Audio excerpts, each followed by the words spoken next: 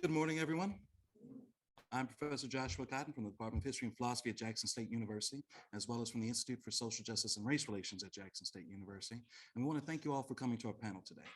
Now, this panel will be talking about the history of colonial resistance, with slave resistance to colonial rule in the Western Hemisphere as well as in Africa. It will be a dual cast panel, so we'll have those of you who are in person, as well as those of you who are viewing via Zoom. Okay. So again, thank you all for coming. And I'd like to introduce Dr. Janice Broccoli, who will be giving us our real introduction. Hi, we're here today as our commemoration for Black History Month, to talk about the topic of revolution and resistance. As Josh already explained, we've got here people who will be talking about everything from Stoner Rebellion to the American Revolution to actual revolutionary wars in Africa. So I want to begin by introducing our first speaker, Joshua Cotton, who's both a professor at Jackson State and also a doctoral candidate at Clark Atlanta University.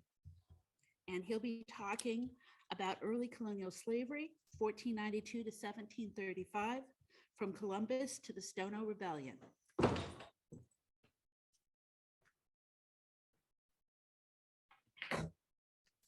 Okay, I'm back much sooner than I kind of expected. Thank you, Dr. Broccoli, for that wonderful introduction. Okay, so the history of slavery and also race relations in America is long and storied. Generally, we've seen a lot come out today with the 1619 Project, which tries to trace the American roots of slavery back to 1619 with Jamestown and the first permanent settlement within the United States. But it actually starts much further than that. We're talking about slavery starting with the initial conception of Western people of Europeans in the Western Hemisphere. So in 1492, you actually have Columbus, who makes it across into the Americas and then establishes colonies within Cuba, as well as what's modern. Now, part of Columbus's crew are actually people. There are Black officers as well as several slaves which accompany him. So even during those early conquests, we actually see the intervention and the proliferation of Black people into the Americas. Now, where we talk about 1619, we have this Spanish and Portuguese history of slavery in the West, which is largely ignored. It is the foundations, but the problem is that the versions of slavery that we're used to aren't established during these time periods. Originally, when we first get to the Americas, they start enslaving the native populations. The first people that they go after are the Native Americans. They start enslaving them left and right, but there's some serious problems trying to enslave Native Americans. Primarily, what do you think would be like the first real issue that you would run into? They know the area. So if they run away, they know where to run. The other thing is if they do run away, you can't exactly pick them out of a crowd. So there's a third issue, which is also major and prolific during this period, which really becomes what happens to Native Americans. And what is that? Disease. The diseases end up ravaging the population to the point where they can't necessarily maintain large populations along with these Europeans. So it starts wiping people out completely. So they start going into Western Africa, and then they start engaging in the slave trade with West Africa. Now, West Africa is a long-standing slave trade, which goes back hundreds, if not thousands of years. They originally start buying from the larger producers in West Africa of slaves, and then they eventually start going further south to Central Africa, and what we like to call the slave coast. There, they can basically get slaves at discount. They're getting them at discount because they're basically buying them from the wholesalers, where the West Africans, say like Mali, Ghana, like those major kingdoms, had been purchasing them before. So they're buying them from there and transporting them to the Americas. Now, again, originally the concept of slavery is not something that's based around race. As we start to see it start to expand, Haiti, the Dominican Republic, like Mexico, some of those conquistadors are Black, and some of them are actually complaining because they're not. Again, when I said that Columbus Black people on the crew, those people aren't necessarily slaves. What's famous these early slaves and explorers actually a man named Esteban. They called him Little Stephen. Okay, he actually goes with one of the Spanish explorers in the early 1500s, and the guy he's with dies. And so what ends up happening is that he begins, along with a handful of other survivors, explore say from Louisiana, maybe Texas, and walk all the way to Mexico, where there's another settlement. So this guy is one of the earliest explorers. He is a slave, but his rank within this as a slave is one of those which is different than you'll start seeing in the 17 and 1800s. It's a different social system. He becomes actually extremely famous and actually is hired to lead other expeditions. He actually dies on these other expeditions, but he's actually where we get the legend of Sebulba. Anybody ever heard of that? Seven Lost Cities of Gold, El Dorado. He's actually the one that kind of starts spreading that rumor from what he'd seen in the American Southwest. So we can actually see how slavery starts to evolve. It shifts and changes over time. So as you're looking at this Spanish system, the Portuguese and Spanish system, there's a whole lot of different rules you're going to see during Protestant systems. Okay, so the Catholic Church is a whole lot that they've integrated in here, a lot of different rules on what have to happen with slaves, how slaves have to be treated, who and what can't be slaves. In fact, there's actually a provision that the Catholic Church actually puts out there that stops them from actually taking Native Americans as slaves, but they can still take Africans as slaves. So the first real permanent settlements of slavery and the longest tradition of slavery in the Americas is actually in the first permanent settlement in the Americas, which is actually San Puerto Rico. We don't like to look at Puerto Rico as part of America, but it is. The Americas is not just the United States. Okay, it's this entire region. And Puerto Rico itself is actually part of the United States. We just kind of overlook it because of our own colonial well, the fact is that we have colonial upbringing or shaping in how we view the world. So even if you're looking at the continental US, the contiguous US, we actually have going back to St. Augustine, which is in Florida around 1519, I want to say. Oldest continuous settlements in the northern hemisphere. We have slavery instituted here. We have slaves who are actually within these communities. And then some of these slaves will even gain their freedom and then actually begin buying and actually trading in other slaves. So you'll have freed slaves or freedmen who are in these communities with the same rights and privileges who are actually still engaged in the slave trade. Now, as it starts to progress and change, we start to see it start to shift. Slavery is not a system based on race at this point. Race is something which, as we know it, doesn't technically exist at this point. They don't see race in the context of your skin color. This actually develops as a later institution or part of what happens here in the United States as part of something that we'll talk about as Bacon Rebellion, which I'm going to talk about in just a minute. Originally, when they talk about race and you read these older documents, it means your ethnic groups, where you come from. That is your nation or your culture. You can be Spanish and be Black and still be Spanish. They still recognize that. That's the language and culture that you come from. So you're seen as being of the Spanish race. When you look at them, they start talking about stuff like the Irish, they refer to them as the Irish race. It becomes a way of identifying cultural aspects as opposed to skin color. Now, as we start to see the development of Protestant camps or Protestants settlements like the French, the Dutch, the English, we start to see that slavery has a different connotation. Okay. The first permanent English settlement in the United States is what? Jamestown. Okay, that's an easy one. We all know that one. Jamestown is settled originally, and it's actually one about 3 or 4 other earlier settlements, which all just kind of burned down. But Jamestown is settled, and whole lot of argument about freedom, all the rest of stuff. But eventually what happens is that they actually capture, I want to say either a Spanish or a Portuguese ship, which contains slaves. And this is around 1609. They take those slaves and they bring them over there. Now, a large chunk of the population of Jamestown are what are referred to as indentured servants. Anybody got a clue what that is? What you got? Yeah, it's slavery with extra steps. It's slavery where you basically have a certain set period where you will be a slave. Now, at this point, we don't have the concept really of slavery for life. Indentured servitude is a common practice. Slavery, even for those other places where they do have essentially early forms of child slavery, like the Spanish and the Portuguese colonies, all those, it's still in a system which doesn't necessarily refer to you as chattel slavery. You're not necessarily property. You are still a person within this. So indentured servitude is a process that they actually have for Europeans where they could buy their way off from Europe and then work for 7 years in the Americas and then gain their freedom and apply the land. But during that time period, you're a servant to this house. You are a slave. Now, they don't know what to do with these African slaves that they got. Many are treated as indentured servants, and they're all in this kind of wish-washy place up until a slave attempt by a man named John Punch and 2 other white indentured servants. Now they run off. They try to run for their freedom. All three of them get caught, and all three get brought back. The two white guys get an additional 1 or 2 years added to their sentences. John Punch gets lifetime slavery. He'll be a slave until the day that he dies. And that becomes the first permanent example within Western and particularly like British or Protestant of lifetime chattel slavery. Slavery had been outlawed in Europe for centuries. Like since about 1300, if you went to France and you went to Paris and you were a slave, you were automatically free. The British had come up with different things, like they came up with the Magna Carta. Y'all ever heard of that one? Great. Magna Carta is the basis of our Constitution, the basis of our Bill of Rights. The Magna Carta actually outlaws and rights and guarantees rights of the individual, which actually starts to outlaw elements of slavery. So in the colonies, because it's so far away from England, because it's so far away from the power states in Europe, these colonies get to do basically whatever they feel like because ain't nobody really watching.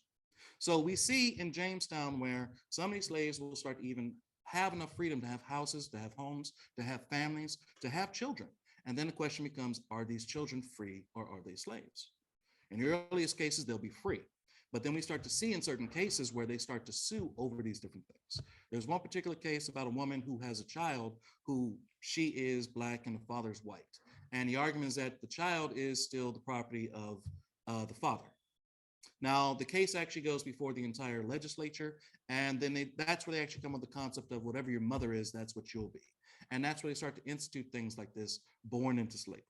There's another case where there's a guy who is a Black guy who's a freeman who actually owns a slave who's an indentured slave. He's the Black indentured slave. He does his time period, he does his period, and then he says that this guy has held him longer. So he goes to another guy who basically says, we'll sue you if you don't let him go. He then releases him from the contract. The other guy picks him up on another indentured servitude contract, and then he sues.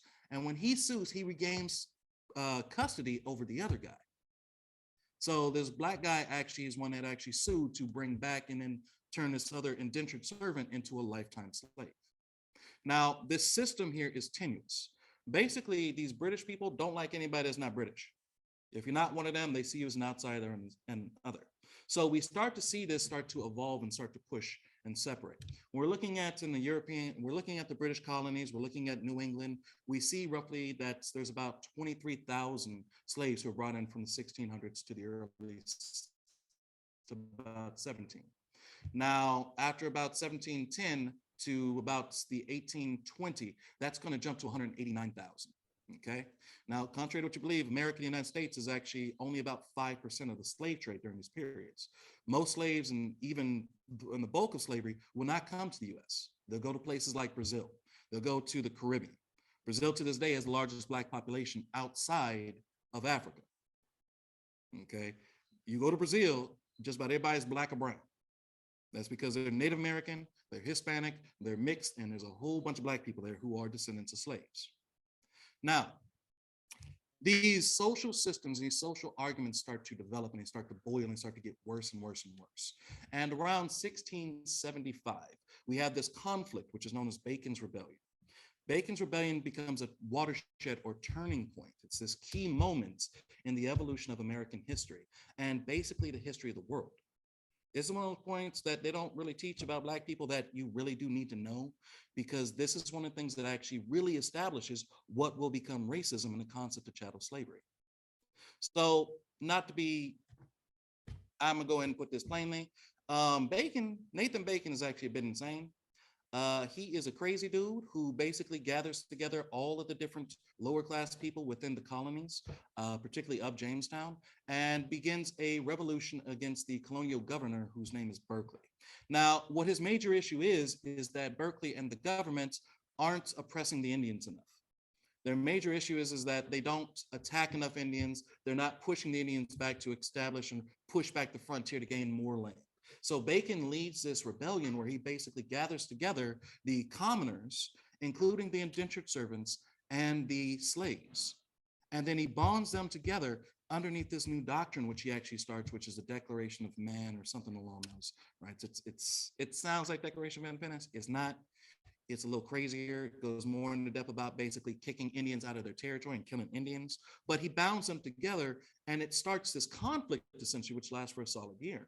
Now, Bacon's Rebellion is a conflict over, again, the rights of the governor and that state versus Bacon wanting to lead this rebellion and wanting to kill more Indians.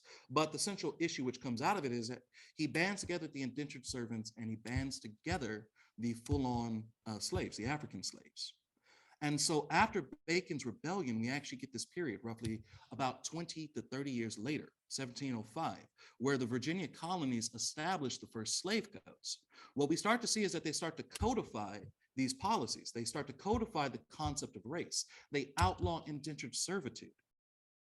The simple issue is that they realize that there's so many people in this lower class and these indentured servants of these slaves that they can't maintain a system which is based on this aristocracy. You can't maintain a system of power.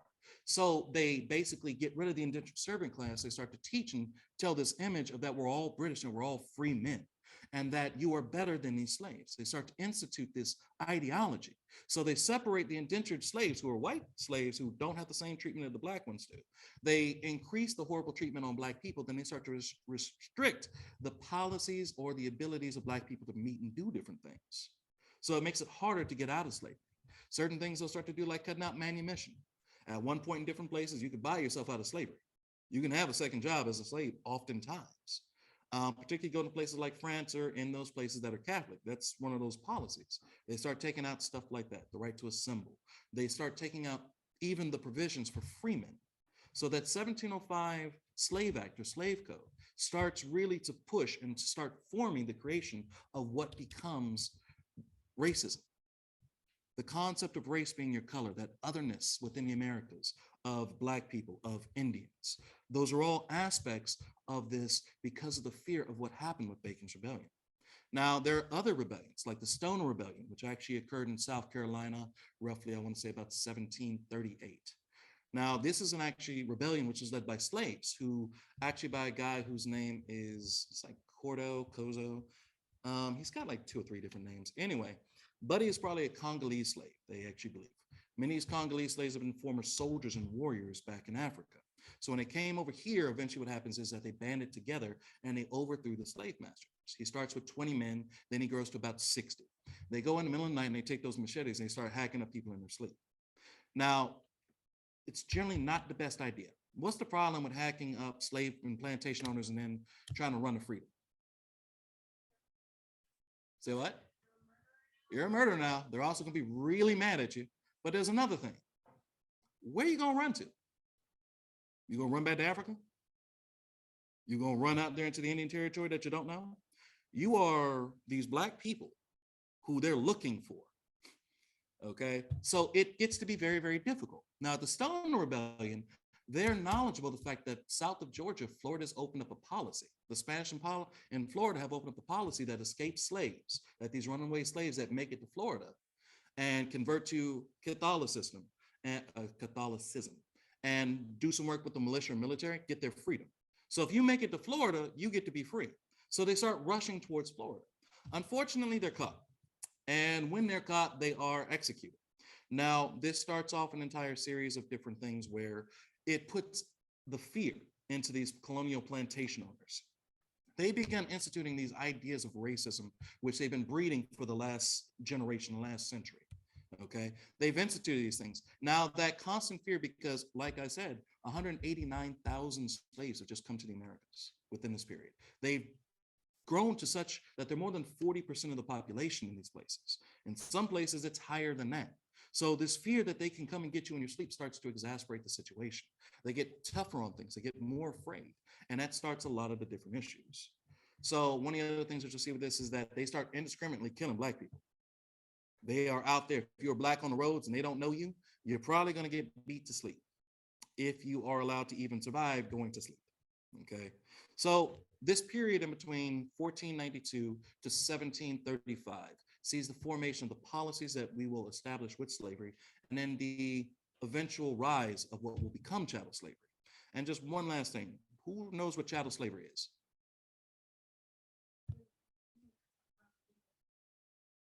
Exactly. Chattel slavery treats and takes a person who is in a state of slavery, and now they're considered property rather than an individual.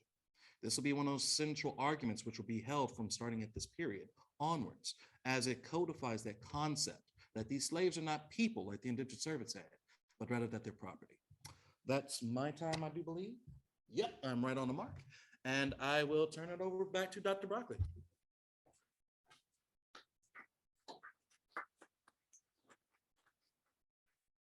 Thank you, Mr. Cotton. Our next speaker is Dr. Albert Dorsey, who's actually our new professor, which we're glad to have in the Department of History. And he's going to be speaking about resistance making meaning out of the absurd, American Revolution to the Civil War.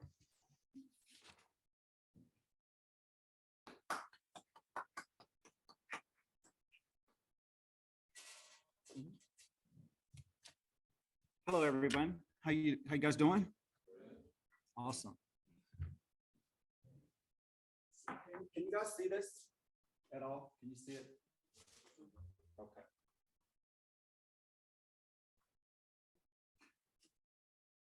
Okay, so we are going to begin around the period of the Revolution, the American Revolution. So from about the 1760s, the 1770s, you have a lot of fervor that is going on, a lot of heated debates with so-called enlightened European thinkers talking about their own slavery and their conversations around their freedom from Great Britain and oppressive taxation and duties and all of these things. And Black people are right in the middle of this. Now, slavery has been going on for a very, very long time. And chattel slavery it is a thing by now, right? You are real estate. You are a human being that is a piece of real estate. Someone has a deed to you. And Black people are listening to the Enlightenment era thinkers such as John Locke and Thomas Jefferson and George Washington, other people like that, who are talking about their own liberation. Most Black folks have been born in America. Many have access to newspapers. Many have access to meeting halls such as this. And so they're listening to the conversations and the debates that are going on. And they're not ignorant people. Many can read, some can't, but some of them can read. And those who can read, they actually go back and tell people who are illiterate and who can't read, they actually go back and tell these people what's being written about them. Well, it's hypocrisy in their minds. And so they began to talk about their own individual freedom. If God gave human beings individual liberty and individual pursuits to happiness and to make their lives as full as they could be, then that meant Black people were human beings and they could make their lives as full as they could be also. Well, you have people like George Washington's own Hercules. And he is a very famous chef. And George Washington can't understand why Hercules runs away, takes him to Philadelphia, and Hercules actually absconds with his body, his personhood, and he runs away. And so George Washington doesn't understand, well, why would he leave and run away and not want to be my slave anymore? Black people should be happy with slavery. After all, white Enlightenment thinking, particularly with regard to Christianity, says that Europeans saved Black people from the barbarity of African jungles. They were cannibals, they had no religion, they had no history, and in fact, they were subhumans. Black folks don't buy into that. Black people run away every opportunity that they can get. Well, this continues on until we get to the Haitian Revolution. And the Haitian Revolution is important for so many different reasons. The Haitian Revolution is important because Haiti is the first Black nation that will free itself from European slavery in the Caribbean. And it is the only Black nation that will fight violently for its freedom. Well, when some of those folks cut the heads off of their white masters, mixed race masters, where do you think they go? Many of them stay on the island, but where do you think some others go? They're going to come to what is now the United States. They're going to come to what is now the United States. In particular, they're going to come into the New Orleans port. And they're going to go up. What body of water do you think? The Mississippi River. And the Mississippi River goes all the way up to the north of continental United States. And so when you think about the Mississippi River, they're going to spread out in places in Mississippi and Louisiana and Arkansas and other places. And that is an absolute threat to the status quo of white Southern plantation owners that are in these areas in small numbers, but it's a threat because what else is the Haitian Revolution going to eventually bring about? A whole lot of land called the Louisiana Purchase. And the United States is going to double its size with the swipe of a pen in about $15 million and infinitely just so many thousands and thousands of square miles of land, brand new land. And that encourages that migration, that immigration of Haitians and other Caribbeans coming into what is now the United States. That's going to encourage even more people in bondage to run away, to abscond. And it's going to encourage whites think Black people to start their own violent Haitian style revolution with bloodshed. And so what do you think they're going to do in order to prevent that and limit that? They're going to write stricter laws.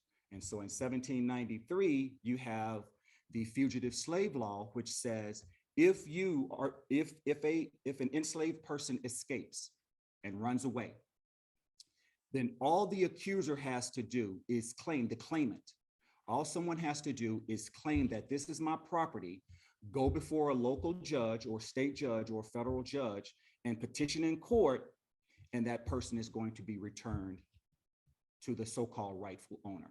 Now that's going to create some jobs. It's going to create jobs for poor white people who are not landed, who don't own land, and those people are called slave catchers.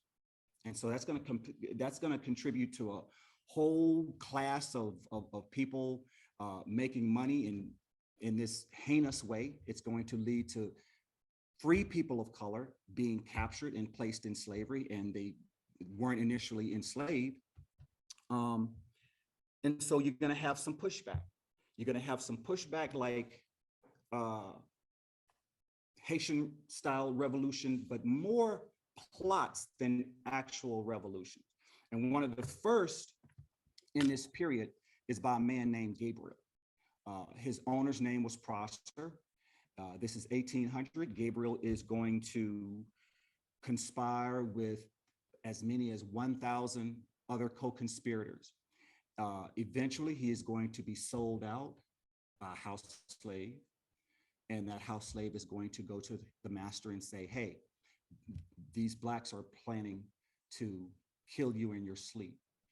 Why do you think Black people would do that during this period? Why do you think someone would give away a slave plot to overthrow slavery?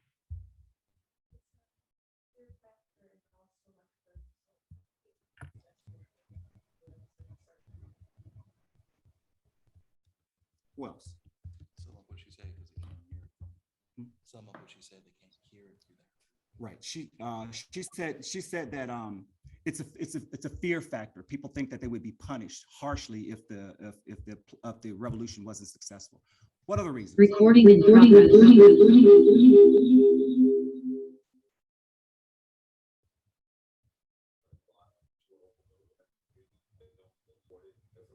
Absolutely. It's as simple as that. You think that say, hey, they're getting ready to do this, and you might get better food, you might get better clothing, you might get a nicer cabin, you're going to get some benefits, some perks. And so that's why throughout history, most often you have someone in the Black community telling the plot to an overseer or the master so that they can reap some sort of individual reward. Well, 22 years later, 1822, there is another plot by a man named Denmark Vesey. Denmark Vesey lives in South Carolina. He has bought his freedom through winning a lottery. And it is said that he launched a revolution with 5,000 to 9,000 individuals to overthrow slavery in the Carolinas. Well, there's a lot of scholarship and there's some arguments around whether Denmark VC actually planned this plot. What's more important is when he was brought to trial, Denmark VC never admitted to pointing out people who were supposedly or allegedly had been scheming to launch this revolution. And because of that, of course, he is hanged and beheaded along with dozens of his co-conspirators.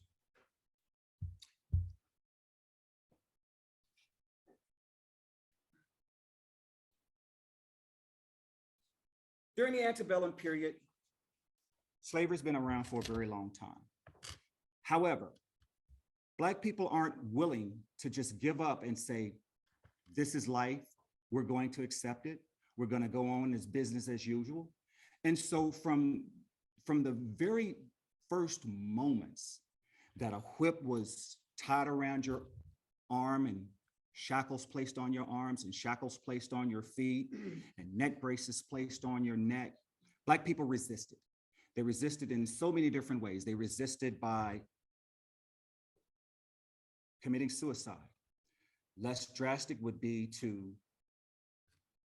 cut off your hand so that you could be a less effective worker. Other ways were pretending to be sick. Other ways were running away. Other ways were violent, bloody revolutions on slave ships, violent, bloody revolutions like the Stono Rebellion, infanticide, mothers who were pregnant, oftentimes with the seed of a white man, the baby would be born and they would kill the baby because they didn't want the baby to grow up in slavery. There are a lot of slave advertisements, and they showed the barbarity of the institution of American slavery. Slave advertisements would often they would have comments like, has many whippings on the back, face scarred because people would they would put brands on runaway and an R on someone's face, deeming them a runaway. So if you saw this person in public, you would know, a white person would be cautioned because they would understand that this is a runaway, so we better keep our eyes on this individual. There are so many stories of the barbarity of slavery. There was a slave owner in Mississippi who suspected his slave of stealing alcohol from his cupboard. He woke the slave, was so angry, he woke the slave up in the middle of the night and administered 1,000 lashes to the back. 1,000 lashes. 50 lashes could kill you if administered properly. 30 lashes could kill you if administered properly. Administered 1,000 lashes. There was another case of a man in Kentucky, a slave owner in Kentucky, a drunken slave owner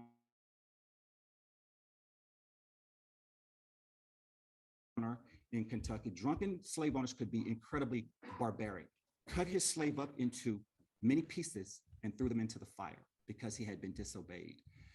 Masters, mistresses, and overseers could not be punished by law if they maimed or murdered their enslaved chattel.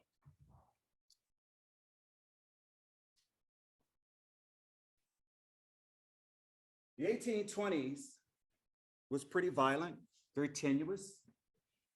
1829, you have David Walker. David Walker is a free man of color. He lives in North Carolina, but he moved to Boston. And his hatred of slavery did not diminish. In fact, it probably increased.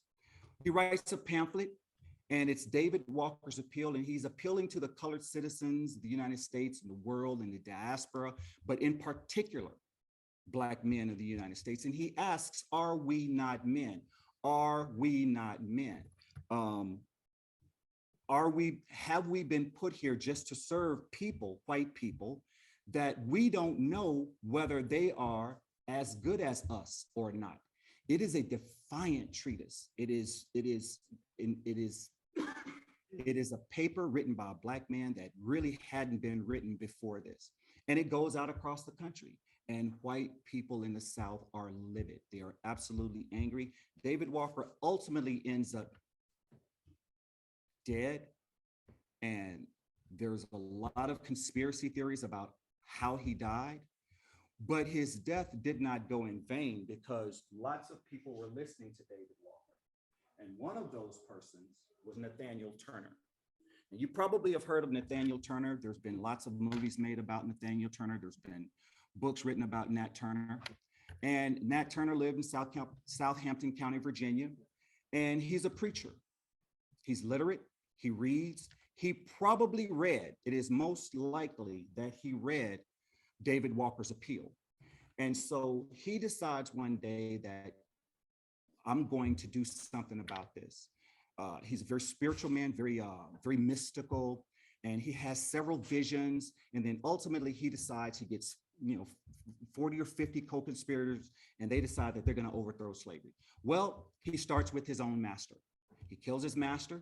He kills his master's family. He kills his master's children. He goes from plantation to plantation in the area, killing whole families, babies included. But he only picked the plantations that he knew were notoriously barbaric. He didn't kill sort of the kinder white plantation owners. And so this set up a precedent for what were the possibilities of violent Black revolution. And so what do you think are going to be the backlashes of Nat Turner's rebellion? Yes. Absolutely, more stringent slave codes and more Black codes, more stringent Black codes. So free people of color, right? Folks who are not enslaved, they're going to have harsher laws put in place to limit their mobility. That's the one thing. Slave codes are going to be strengthened. And also, whites are going to run about the countryside, killing innocent Black people wholesale willy-nilly. There are probably about 60 or so whites that are killed by Nat Turner. It's about 60. In the revolution, there are about 80 to 100 Blacks killed. After the revolution is over, whites are going to run throughout the countryside. They're going to kill over 200 innocent men, women, and children. Nat Turner's going to hang out in the forest for a couple of weeks. Eventually, he's going to be found. He's going to give his testimony. He's going to be interviewed, interrogated, and eventually he's going to be hanged and boiled in oil.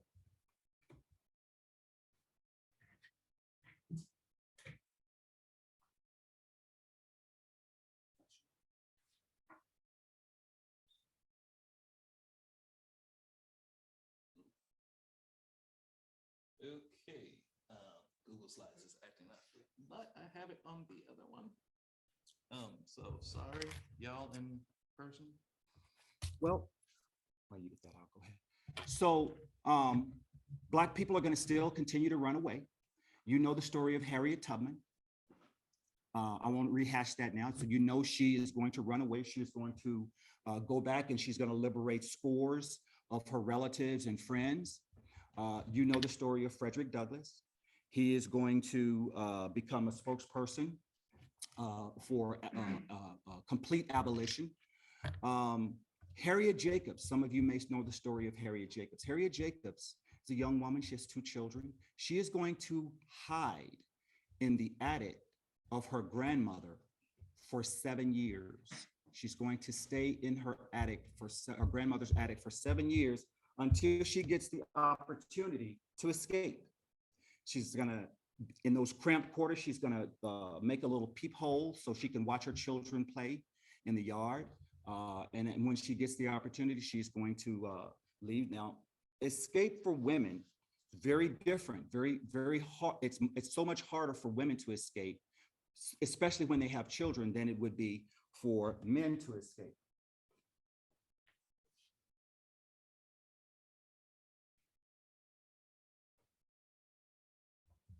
How many of you know the story of John Brown?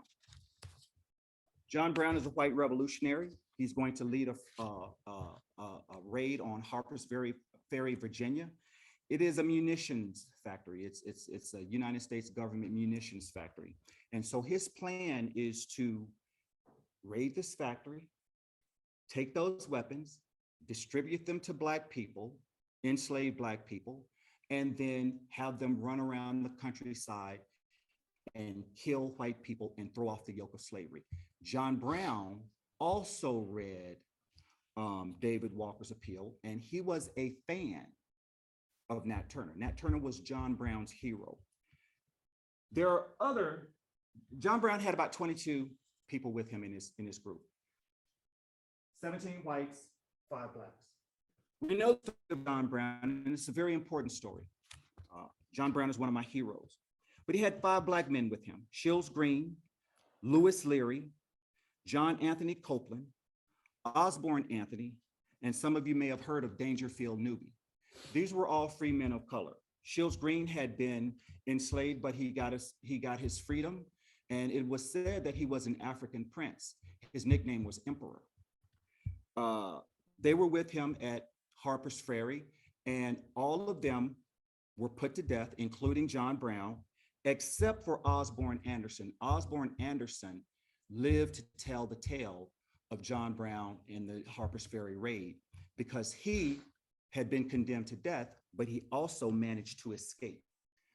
After John Brown's raid, this is going to set up the Civil War. Many scholars agree Civil War is going to happen about a year after that. It's complicated, but there are a lot of things that are going to happen. But John Brown set the stage for the Civil War, because white people in the South were absolutely livid and confused and could not understand why a white man would risk his life, give his life to end Black slavery. Well, it happened. And eventually, over 180 or about 180,000 Black men would enlist in the army, some of them runaways, many of them free men of color, and they would fight for their freedom, fight for their liberation, and they would fight for American democracy. They made up about 10% of the Union Army. About 40,000 of them died. 40,000 of them gave their lives. And during this period, Black people continued to run away. Many of them went to Union military camps, and no, they were no longer chattel. They got a brand new name by Union generals, and that name was contraband. And contraband is something that you get in war that's left behind by the enemy. It could be guns, it could be bullets, it could be medical supplies, but it's some material value. And Black people were given the name of contraband. They served in the war effort, whatever capacity that was.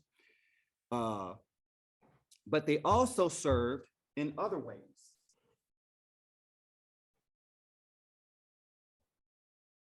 And again, we have a picture of, who is this? Harriet Tubman. They served as spies. Robert Small was an enslaved man in Charleston, South Carolina. He was aboard a slave ship called the Planter. And the whites on the Planter had the knack for getting off the ship, the battleship. It wasn't a battleship, but it was a naval ship. And so they would spend their nights on land and leave the enslaved Black people on the ship. Well, Robert Smalls decided to steal the ship one night. And so he raised up a white flag. He sailed past the Confederate lines.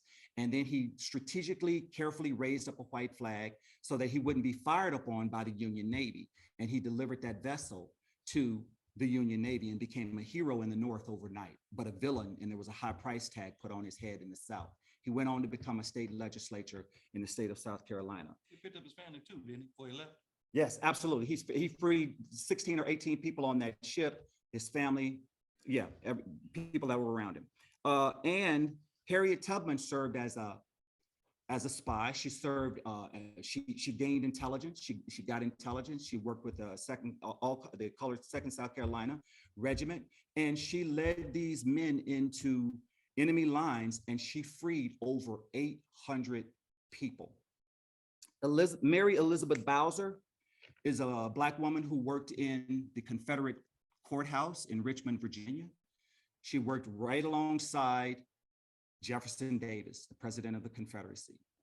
And she listened to conversations, and she went back and she gave Union spies, Union agents, she gave them intelligence information.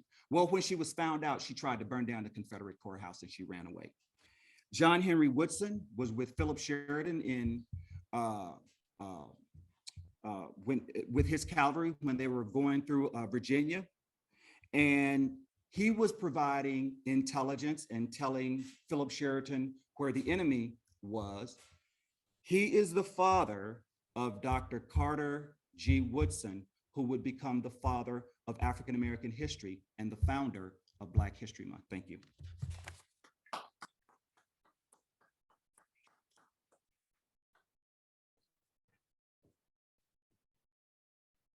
That's the end of our discussion of the Americas, and we're going to be moving to Africa with Professor Mario Azevedo, who's the chair of the History Department. Thank you.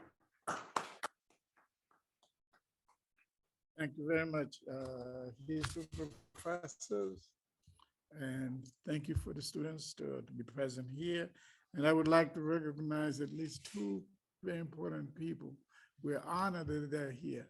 And that's Dr. Jean-Claude Assad, there in the back. He is a former president of the Faculty Senate. And then Dr. Anyamale Okechukwu, also in business, and he too was the Faculty Senate. So I have to be very careful when I talk here. Otherwise, and then we have our administrative assistant sitting here too. She has 2 master's degrees in public health, Miss Glenda Miles. All right, I'm very pleased to be here. It's very difficult to follow 2 outspoken, articulate professors, but I'll do my best. And I'm going to try not to bore you with a lot of facts about Africa. You know a lot about Africa yourselves, but that's where our lives began. You know, they say that we're all Africans because our ancestors came from Africa. Mr. Josh Cotton told me that I had the freedom to speak about the revolutionary movements in Africa, especially the Portuguese, from the Portuguese colonies. I'm going to do that briefly, but I am going also to intersperse the discussion with my own experiences with revolutionary movements. I was myself supposed to be a part of the revolution in Mozambique, in East Africa. See, when the Europeans divided Africa during the 19th century, most of the colonies went to Britain or England, France, Portugal, Germany, and some to Italy and the Spanish. However, the Portuguese colonies were some of the richest in Africa. Mozambique is rich, gas and oil right now. And then Angola probably has more oil in Africa to be able to make everybody rich in the country. It's about 10 million people. They have a lot of oil, but you still have a lot of poverty there. So the concepts that we need to be aware when we discuss about Africa and the revolutionary movements, the area where these colonies were settled, we have to talk about the Europeans that came to settle on the continent of Africa. They're called settlers in the colonies. And then we talk about imperialism on the continent of Africa. The Portuguese were some of the worst in terms of the way they treated the Africans. Right? They themselves were not very educated. They did not have a very rich country. And when they came to Africa, they stuck those colonies that could help them to survive in Portugal itself, in Europe, right? And Mozambique, one of them. It was one of them. And I was born there. My father was white. My mother was Black. And then my father left me when my mother died at the age of, when I was 2 years old. Stayed there. I attended school, but at that time in Mozambique, the schools were segregated, just like they were in the United States. You had schools for the Portuguese and those that had a mixed descent, like myself, and then the Black Africans as such. I went for a few months to the white school, but I was unable to make it because the environment from which I was coming was not well prepared to make me advance. So they asked me to go back to the Black school. So I stayed there, and then eventually the Catholic priests, missionaries, came to my area in Mozambique, and I was so enamored by the priests that I wanted to be a priest myself.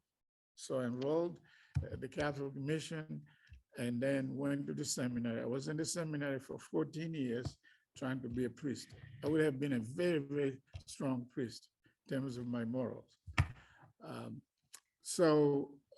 at that moment, the Portuguese had instituted a very stringent colonial system in Mozambique and in Angola, Guinea-Bissau, Cape Verde Islands, Santo Tomé and Principe. They had 5 colonies. And the system was so bad that the Africans began to ask for their freedom. Right? Now, the Portuguese, as opposed to the British, had a system of policy called assimilation. The Portuguese and the French were actually trying to assimilate Africans into Portuguese and French citizens. So if you were from Mozambique like myself, I became eventually assimilated. They gave you an ID. They said you're assimilated. You're not like the indigenous, and that you had all the rights of a Portuguese citizen in Mozambique. And Mozambique during the 60s became a Portuguese, not a colony. They named it a province. So from now on, the colonies are not going to be colonies as such. They're going to be provinces of Portugal. Right. So that was the rule in the realm of the French and the Portuguese. Yes.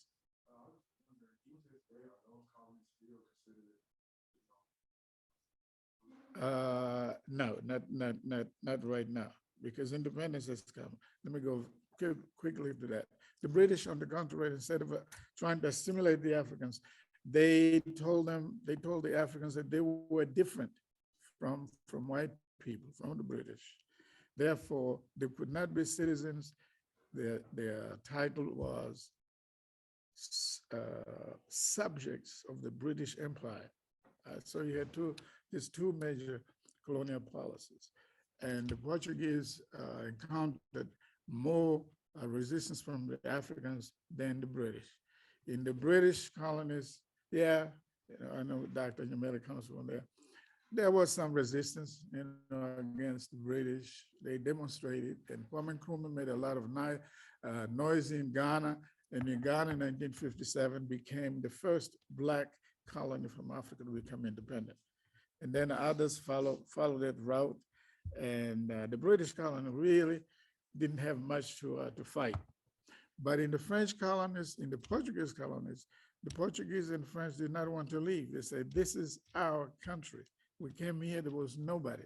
We are the settlers of Mozambique, Angola, Guinea-Bissau, even Southern Rhodesia, and Algeria for the French. We're not leaving, the Portuguese and French said. That's when really the revolutions in the colonies began, particularly in the French. In Algeria, for example, there was a major revolution in 1952 to 56. And then in Mozambique, Angola, Guinea-Bissau, the revolutions began in the 1960s, 1964 to be precise. And there was a major war against the Portuguese in all those colonies. Portugal is a very small country, very distant in Europe. It was very difficult for it to sustain a guerrilla warfare because most of the resistance came through guerrilla warfare, right? You hit the enemy, you go to the bush, you hit it, then you kill some. You invade the villages, make people suffer, you steal the food, etc. And then the enemy can very difficult, will have a lot of difficulties in finding out where you are, right? So just like the Indians here, when the Europeans wanted to make them slaves. So in 1964, Mozambique became a rebellion colony, fought against the Portuguese, who overthrew their own government in Lisbon. And in 1974, Portugal gave it up, okay? And peace talks began. But as soon as the peace was declared in Mozambique, there was a civil warfare. You know, you had those who took over the country, Africans. Many of them were Marxists, Leninists. They wanted Mozambique to be a communist country, and others were in the middle. They said, we're going to be socialists, just like the US is trying to be now, socialist, but not communist. They rejected capitalism. And then you had the capitalists, three groups, you know, they fought. After independence, that became clear. In terms of what happened to me, the reason why I'm here is because I witnessed all of this. I ran away from the war. The Portuguese were looking for me to fight on their side, and the rebels, the nationalists, were also looking for me. But I did not go. I was in the seminary, as I said. I was almost a priest. Decided to quit, cross the frontier with the help of the priests that taught me in the seminaries, and was accepted in Malawi. So I became a refugee in Malawi for many, many, many months. And eventually I was able to get a scholarship to come to the States. But that life in Malawi as a refugee was not easy. But I'm glad I went through that, because they were looking for me for a long time. By the time they discovered where I was in the United States. Now, the Kennedy administration had established a special scholarship for students from the colonies that were fighting against the colonizer. And Mozambique, South Africa, and Zimbabwe were those three that got a lot of help. I came here to the States, I went to school at Duke University, American University, whatever. And then I came to Jackson State in 1975, stayed for 11 years, then went to North Carolina to become the chair of the department at University of North Carolina in Charlotte. Stayed there for 20 years, went back to school to get a public health program, degree, master's, and they called me, Jackson State Ashford called me to come and help them build the public health in the medical model that we have now. And I became eventually the dean, etc. So I was very lucky that revolutions were going around me. We had revolutions in Angola, Cape Verde, Guinea-Bissau, but I was very lucky that the priests who taught me in the seminary helped me to get out of the country. Okay, because if they had got me, I would have been in jail, or I would be a janitor somewhere in the United States. So that was the so-called revolutionary movement in colonized Africa, at least as far as the French and the Portuguese were concerned. I know you have questions. Somebody had a question. No, you didn't. Any questions? Is there? Yeah.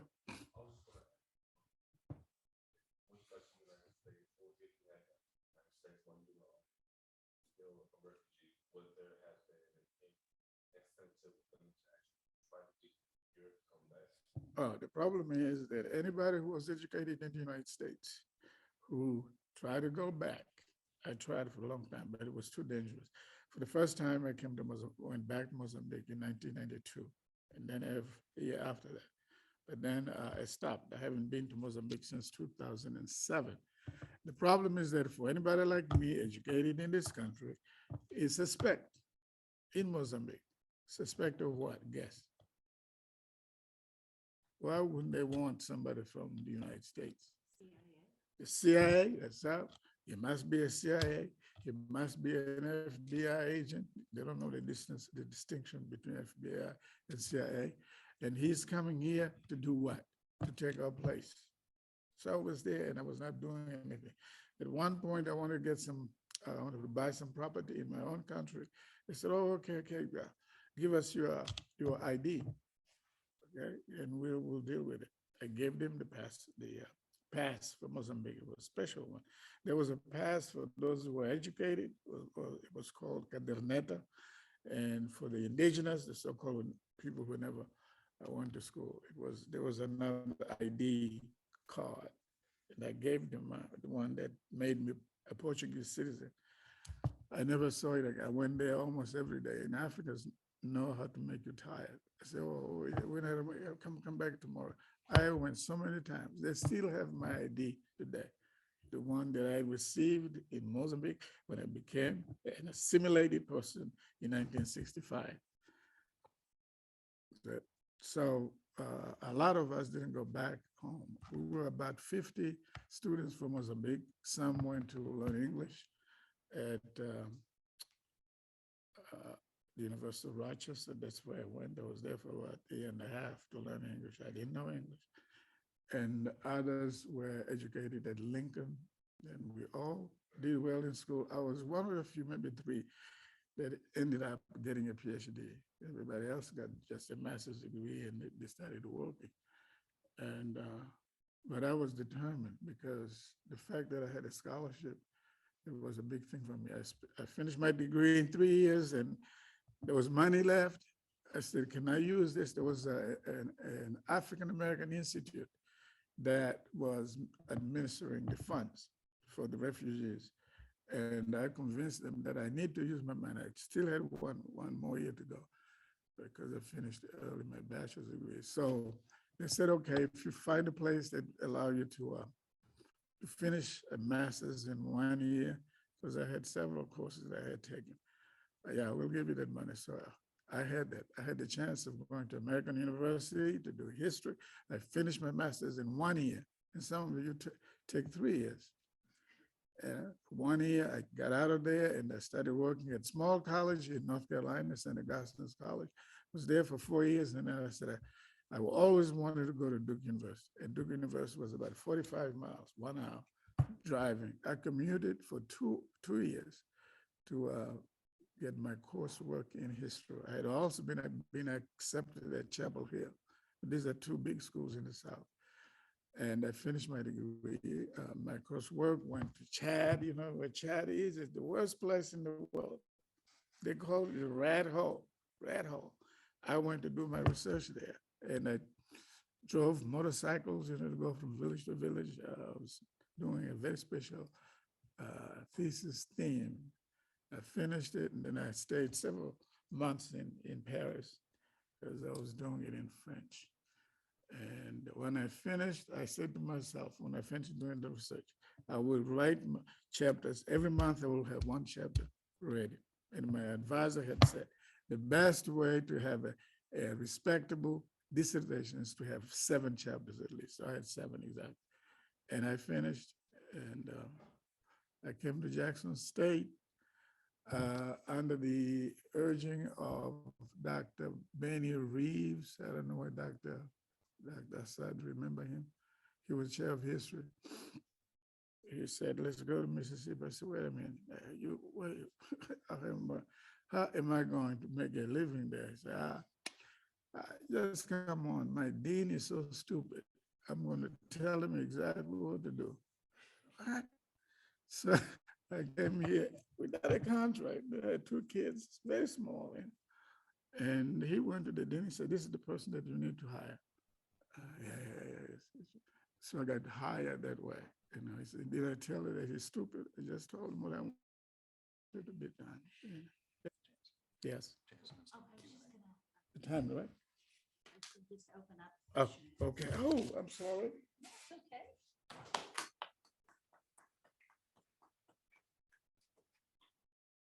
I just wanted to open up questioning now for all of our professors. Do people have questions? Yeah.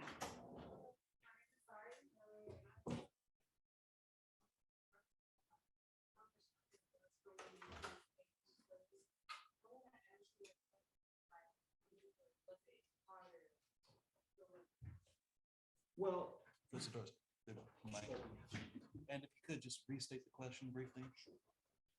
So her question was, why was it so much harder for women to escape slavery than it was for men?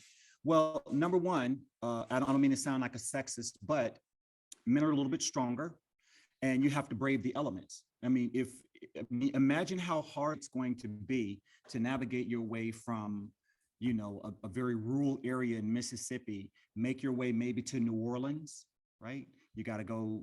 That's a long distance, and maybe you got to disguise yourself, right, as a free person. It's much easier for men to do that because men can pretend to be merchant marines, or they can pretend to be, sailors on merchant vessels, trading vessels.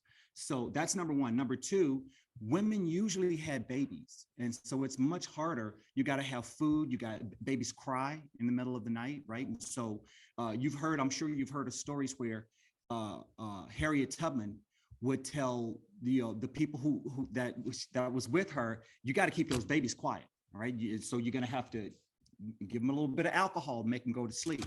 And so, and plus if you are a woman and not in the field, if you are in the house, if you are a house slave, well, then the mistress and the master, they always got their eyes on you. So there are myriad reasons why it's so much harder for women to escape. And thank you for that question. Excellent question. Anybody else? Yes. So I know that Mozambique was had European colonization from Portuguese, but what made Mozambique stand out on the east side, since there wasn't really as much European colonization? And what is the question now? What made Mozambique stand out to like the Nigerians against like one of the one country on African on the East African side that was colonized by Europeans? Remember Vasco da Gama? Some of you, the Europeans for a long time were trying to get to India, right? To get what? Spices, right? And Vasco da Gama in 1498 was able to come to what is now Mozambique. Was able to circumnavigate the continent and then continue to India. But before he got to India, he stayed a few days in Mozambique, in what now is Mozambique, and he said, this is Portuguese colony. It's going to be for Portugal. It's 1498. So Mozambique is the oldest colony in Africa. So more settlers came into Mozambique and they began their businesses, and you had the government supporting the police, the army, and the schools, etc. So that's how Mozambique is. They say that the word Mozambique comes from a Muslim chief on this coast called Musa. Musa is an Arabic Muslim name. Being son of Q, Mozambique. So we adopted that, and the Portuguese took over the whole thing. We couldn't do anything without Portuguese permission. Even going from one province or one city to another, you had to ask permission from the Portuguese to travel. It was a terrible, terrible system, but they themselves were not. I went to Portugal several times after I came to the States, and it's a very poor country. It's the cheapest country in Europe. If you really want to have a good time and you don't want to pay too much, you go to Portugal, go to Lisbon, the capital city. And I was just asking myself, these are the people that colonized us for 500 years. It's a shame, but eventually we became independent. Unfortunately, we did not handle our independence correctly. As I said, we began fighting internally, civil war until 1992. And the first president of Mozambique, of the rebels, by the way, was a Mozambican that was educated in the United States, Eduardo Mondlane. He was very educated, a PhD in anthropology from Northwest University. Unfortunately, they killed him. They said the Americans, CIA, he opened his mail and the bomb exploded and he died instantly. And then we had his successor was Samora Machel. who is a hero outside Mozambique. He is a hero, but in Mozambique itself, he was a very cruel man. And I was telling my class that when he died in 1986 on an airplane crash in Washington, we, the so-called freedom fighters, celebrated. We went to drink because our president in Mozambique was dead. He was really a cruel person. And he was saying that these people who are in the United States, like Mario Azevedo, they are cleaning white people's commodes. They're not doing anything. Well, I was teaching, what commode are you talking about? You yourself don't even have a commode. But he was making those statements about us that Mozambicans also had commodes. These people has to come back to serve us. So now we have had maybe 3 presidents after. One of them was a real crook. His son is in jail. He's being tried right now. Finally, there may be young people, the younger generation that will save Mozambique. Right now, it's not a good place to live. Okay, good climate, very rich, but the leadership is corrupt. I'm telling you that you can tell Mozambique right now that I said so. Do we have any more questions from the audience? Anything at all?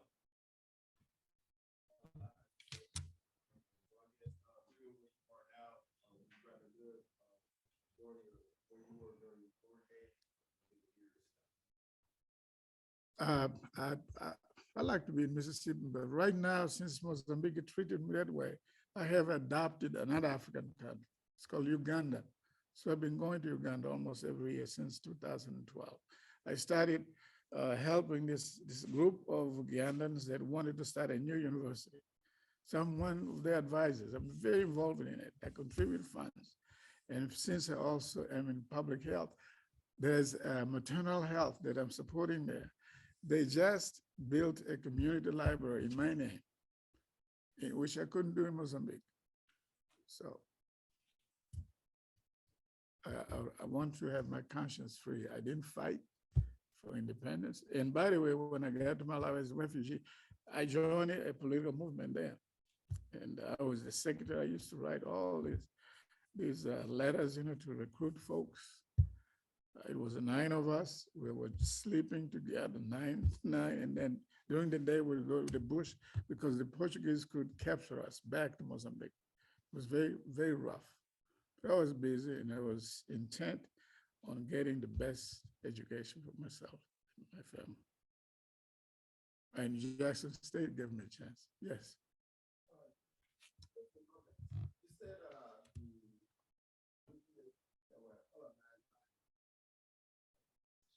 Yes. Yes. They were like compared to us. Well, did you look at it that the British people were more diplomatic? They handled it. Yeah. And it was very easy for people like Schumann, Sikiwe, to also utilize the media. Right. To fight, through that means, and ended up getting independent. Yes. See, the British were tricky. They tricked the Africans. They said, okay, we're going to use indirect rule. Indirect rule signifies that you are going to be your own rulers, your own businessman. You can keep your language. We all had to speak Portuguese or French. And that you're going to be yourselves. We, the British are just going to be your advisors so that we can bring you to civilization. You're all uncivilized, but you can keep your religion, you can keep your language, etc. And the Africans believed it at the beginning. But actually what the British did, it was the same thing that the French did and the Portuguese. They transformed their colonies and like Nigeria, they divided Nigeria into northern Nigeria, southern Nigeria, in order to control them better. And you're right, Kwame Nkrumah was educated in the United States, by the way. The first president of Ghana was educated at Lincoln University. He was cleaning the subway streets in New York and in Philadelphia. But he was a revolutionary. He went back to Africa. I didn't go back. He went back to Africa, became a leader of a party, and led his people to independence. He was engaged in demonstrations and particularly in terms of tobacco growing and what's the other products that Africa has. He was animating the masses to emancipate themselves, and he was able to do that. And he was the one who said, we are Africans, we have all these problems because we're so divided. You got the French, the German, the Portuguese, the Spanish, etc. We need to be like the United States, one United States of Africa. And he was fighting for that. And then guess what happened? The other African presidents said, you want to be the first president there? Well, we're not going to do this. We have time for one more question. Don't be scared.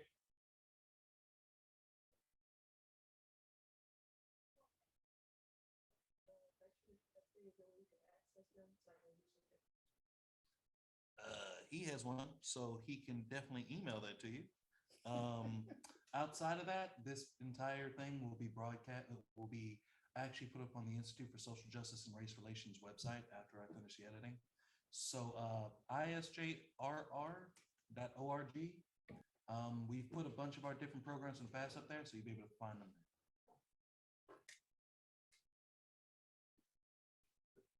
Okay, thank you guys. Thank you for coming so much. I know that a lot of you were forced to come, but it was wonderful that you were here anyways. And I hope you learned a lot and have enjoyed this experience. So thank you so much and go in peace.